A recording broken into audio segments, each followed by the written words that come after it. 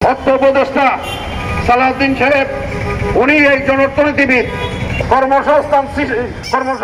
Bangladesh sweets manufacturers অ্যাসোসিয়েশনের উদ্যোগে আজ 18 জানুয়ারি সকাল 11টায় চট্টগ্রাম প্রেসক্লাবের সামনে মিষ্টি ও বেকারি পণ্যসহ অন্যান্য আইটেমের ভ্যাট 15% বৃদ্ধির প্রতিবাদে এক মানববন্ধন সংগঠনের আকার প্রতি শহীদুল্লাহ কোরাইশির সভাপতিত্বে অনুষ্ঠিত হয়।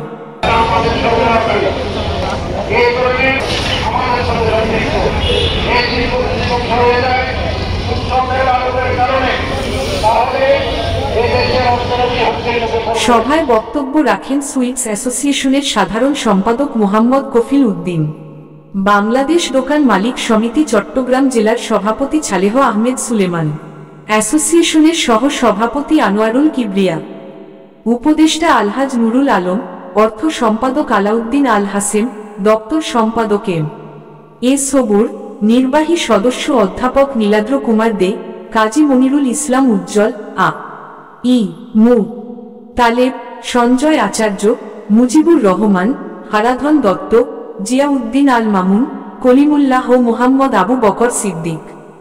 বক্তারা বলেন, আর যেটা 5 টাকার অর্থাৎ বিস্কিটে আমরা 100 টাকা দিলে এটা এখন 300 টাকা দিতে হবে, অর্থাৎ 200% টাকা বাড়াইছেন।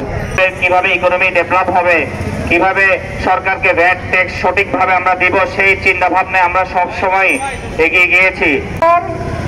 পরিস্থিতি চিন্তা করে যদি আমাদের আগের টাকা রেখে দেয় তাহলে এটা বুদ্ধিমানের কাজ হবে বলে আমি মনে করি। সরকার খুঁজে বের না করলে আমরা অতীতে দেখেছি সংশ্লিষ্ট ব্যবসায়ীদের সাথে বসে এই বিষয়ে। প্রসেসিং সেক্টর বাংলাদেশে একটি সমৃদ্ধ ও সম্ভাবনাময় সেক্টর।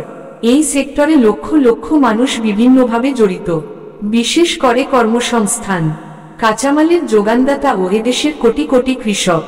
এই সেক্টর ধ্বংস হলে কোটি কোটি মানুষ বেকার হবে, সেই সাথে বৈদেশিক মুদ্রা অর্জনে বিরাট ঘাটতির সৃষ্টি হবে।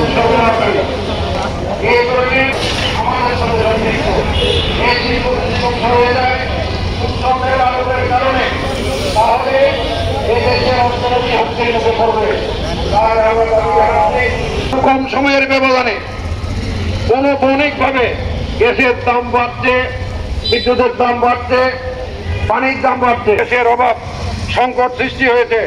সেখানে কিভাবে উচ্চ পর্যায়ে 100% ভ্যাট দিয়ে এই প্রতিষ্ঠানকে আরো রুগ্ন করার আমাদের বেশি গোপনীয়তা জানেন। নিম্নবিত্ত